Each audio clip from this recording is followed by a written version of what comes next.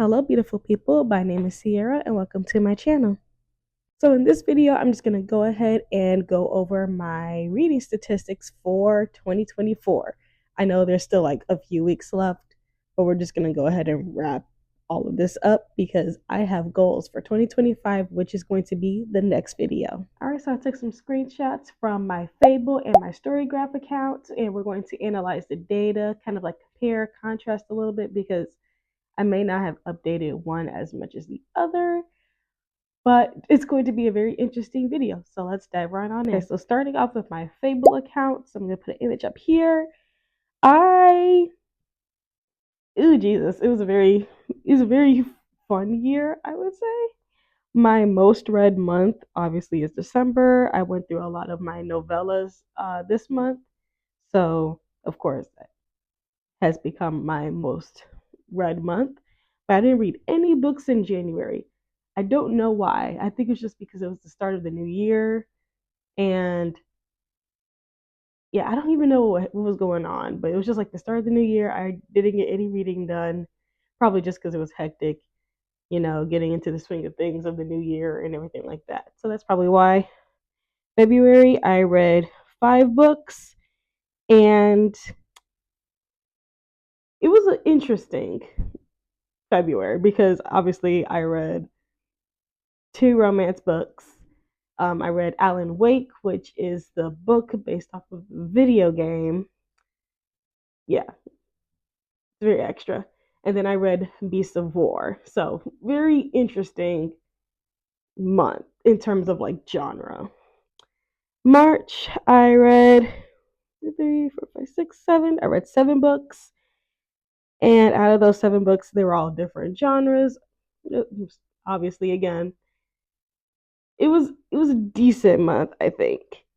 It was a decent month. There were some books that just didn't make it that I surprisingly finished, but I didn't care for them. They're also in the video of my best and worst books. So if you would like to see a little bit more in depth of how I picked which books were the best and which books were the worst, you could check that video out. I'll put that in the description box below. And on to April. April, I read a few books.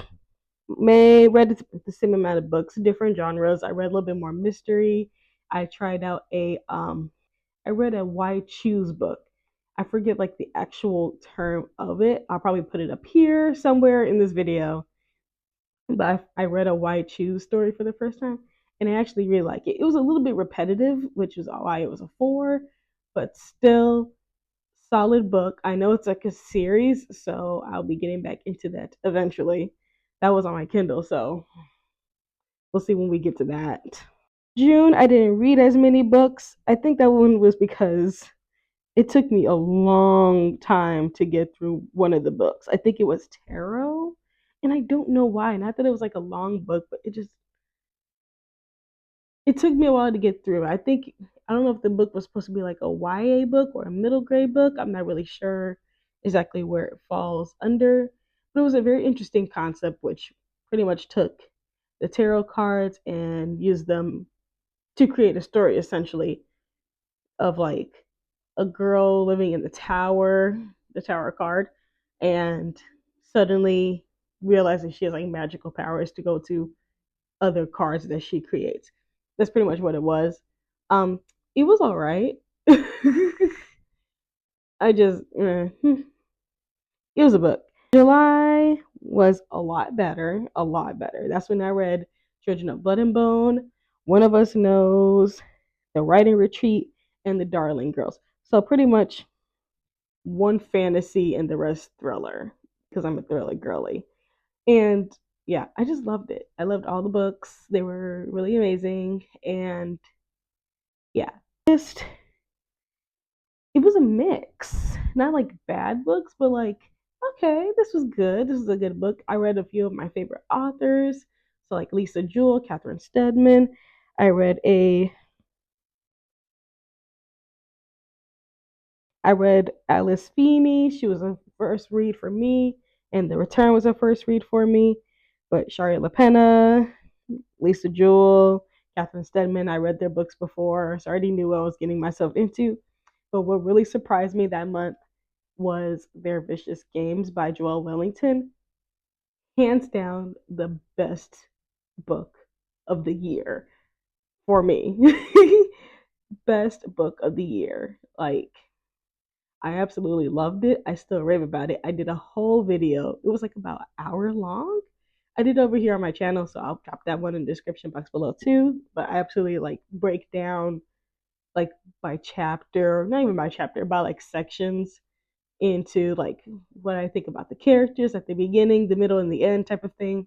So if you would like to follow along with that chaos of a video, I'll drop that in the description box below. September, I only read 2 books in September. And that was because She Is a Haunting took me forever to read. It was an interesting experience. I feel like it was just a lot of the dream sequences were in the same font as the regular book, so it kind of threw me off because I didn't know when she was actually dreaming and which parts were actually like reality. So it's kind of hard to distinguish the differences. So that took me a little bit to catch up on. But I did read The Teacher in a Day. So that kind of makes up for it. October, I read 5 books and they were interesting. It was my first time reading like a cult book. Little Eve. It was interesting. Very interesting because it was more of like cults set in a historical time period. So there was like some language where it was just like a little bit like, okay, this is a little bit difficult to kind of understand, but I took my time with it. Eventually was able to follow along with what was going on with the characters, and that cult was messy. Ugh, that was messy. Obviously, all cults are. Otherwise, it wouldn't be a cult. Duh. And I read I Feed Her to the Beast and the Beast is Me. Fantastic book. Absolutely loved it. I feel like just going from February to October, I just read a lot of Black books, which is, it wasn't intentional, but it wasn't unintentional either. Like, I just gravitate towards amazing stories. Obviously, I gravitated towards amazing Black authors. It's a win-win situation for me. And then in November, I read 5 books as well. And this is when things got a little weird.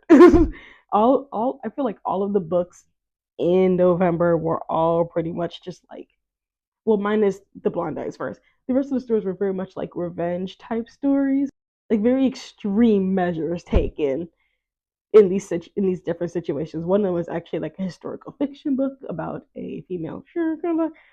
So yeah, it was very extreme in the sense of that. And I read When We Were Silent, which is another like heavy topic book that I talked about in the previous video. That I It was a lot. It was a lot, but it was good. It was a good book. And I read Where Sleeping Girls Lie, another amazing story, another heavy one. It was so good.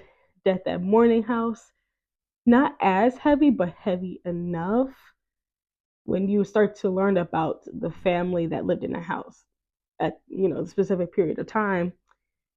Yeah, some other stuff about them too, where it's like it's not like super heavy, but you're just like, ooh, this is weird. We're getting to the awkward, tense space, so very much just like mystery and intensified like emotions and everything like that because of the family's upbringing. It's completely different from everyone else in society at the time. Even in the time period of our main character, it's still completely different regardless. Now on to December. So December, I read my most books. I read a lot of. I was trying to get through all my novellas that I got from the Chicago Urban Book Expo, so I felt like this was like a good one to like spice it up, run through it. And I will say some of them were better than others. Um, yeah, and also I've learned that I'm kind of done with till I can't take any more of that, and I can't take any more romance right now. So I'm strictly going into my mystery thriller, uh, gothic horror era now. I'm taking a break from the rest of that. I still have 4 other books to get to, but that's going to be a later problem. I'm going to cover that in another time. moving on to my most read genres. So, as you can see, I read more mystery than anything mystery, thrillers, romance, true crime, and fantasy. So, for true crime, I don't know what really goes into true crime. I think only one book. It says 15. I feel like I don't even know which books would count as true crime. Okay, maybe the mother and the girl in the photo, possibly. Okay, I guess it kind of does make sense, but that's only like 4 books. Okay, Sing Unburied Sing, maybe. I think that's what they're trying to put in there too as well. I don't know. I don't know. But that's interesting. That's 15 books of that. 18 books of romance, obviously, but they can't categorize that down from romance. It's completely different from romance. And my mystery and thrillers are my top tier because those are the books I've been reading the most. But I did read 14 books of fantasy, so that's like my Children of Blood and Bone. I Feed Her to the Beast is Me. My reverse harem book, that's the term. Reverse harem, however you pronounce it. I think that's the other fantasy book. So yeah, I read a few fantasy books. Oh, Otherworld, that one was really good too. I highly recommend that one too. But yeah, obviously my top genre. Moving on, my average rating is a 4.0 on Fable. This is on Fable. Sorry, I should have said that before. This is on Fable. I rated 2 books, 2 stars. One looks like one book, 2.5 stars. A few 3 stars, up to 4 ish. Just roughly a few. But then, really, when we get to like the bread and butter of my ratings, it's 4 and above because I don't like to read books too much that I'm not going to enjoy. The books at the beginning that are clearly the 2 and 2.5, I was trying to give the books a chance and they failed me. Yeah, they're also in that other video as well. Moving on to top authors. So I read 3 Alexandria House books because that is not a shocker to me. I love her work. I read no, not two, 3 K.L. Hall books. That's for books. That's the Potomac Falls series. I call it the trio novella. I guess it really doesn't matter. 2 A.A. Lewis books. 2 Andrea Bart's books. 2 Andrea Bart's books? That doesn't make sense. I don't know what show it is. That must be the writing retreat. And then what else, though? What else? Joelle Wellington, because I read 2 Joelle Wellington books. And 2 books by Shanora Williams, which is another new author that I got into. I got more into like her mystery and thriller. I tried to read one of her romance books, and it didn't click with me. But she can write a good thriller, a good mystery book. I will say that. Next up, so this is on my story graph, and I feel like the discrepancy between my Fable and my story graph is because I think I put one book on Fable that I forgot to add to story graph, which is probably the Andrea Bart's book that I'm thinking about. That might be it. I think that's what's throwing that off. But anyway, overall, roughly, not counting the book that I missed, I read 54 books and I read 17,324 pages. I wish I wrote that many, or at least, you know, at some point. Now on to moods. So mostly dark, tense, mysterious, and emotional because I'm a mystery girly. Like that's my thing. Very rarely was anything like lighthearted or sad or hopeful, reflective or funny. Like very rarely. Adventurous is like a bigger chunk of that because that's when I read my fantasy books. But yeah, this just really just describes my tastes. So if you like darker books or like psychological thrillers, mystery thrillers, then I'm your girl. We can talk about those all day. Now, if you want somebody to recommend you like a good romance book, I'm probably not the girl for you. Sorry. But I will take some solid black romances. as input for me to read because that's the only romance I will ever read. Just keep that in mind. Number So most of my books were literally 300 to 400 to max 499 pages. Only 4% were 500 pages and above, and 35% 300 or less. Makes sense because a lot of my books literally like fall within like a 350, 375 range type of thing.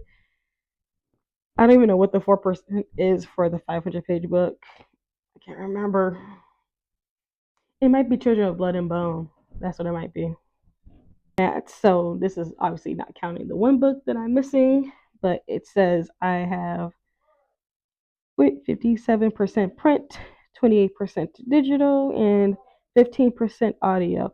I feel like that's correct because I tried my best to like put the correct format in for the books that I read. So I think that matches. I think that works. So that's about 73.28 hours listened and 14,581 pages read.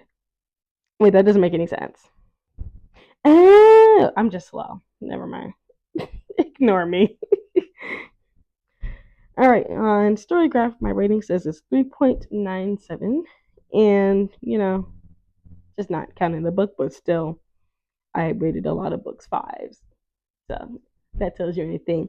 I've had a really good year of reading, despite the very few books that were on the lower end.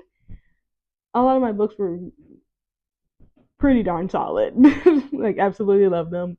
A lot of those I had to return to the library, but I will be purchasing a physical copy so I could keep them on my shelf as a trophy. That is going to be part of my 2025 budget. Just joking, I don't have a budget. All right, so that's it for this video. If you like this video, be sure to give it a like.